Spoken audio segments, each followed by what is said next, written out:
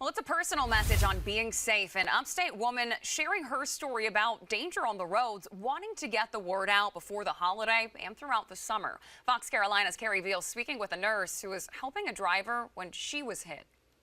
Vanessa Gordon was driving on Route 25 in Marietta 9 years ago when she saw a driver crash. That day, changing everything. So it was in the evening, and the rain had just started when I was driving home. I was on Highway 25 northbound.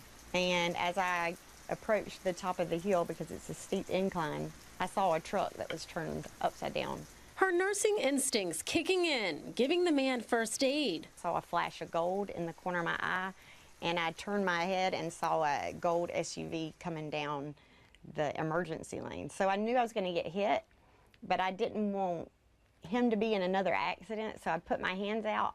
But in the process, another driver losing control, hitting her along the side of the road. So I went to crawl, and when I pushed, that's when my pelvis separated.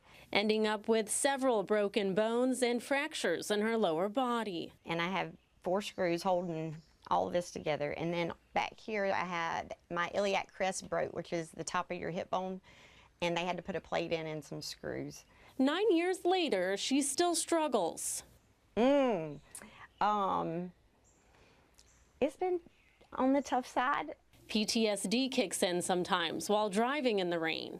So it'll set in a fear factor that I'm about to be hit, I'm about to have impact, and I feel like I'm a target.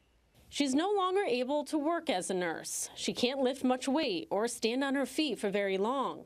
To me, that's given up a little bit of who I am, and maybe that's why I reach out to community. So now she's using her strength that she has to help others.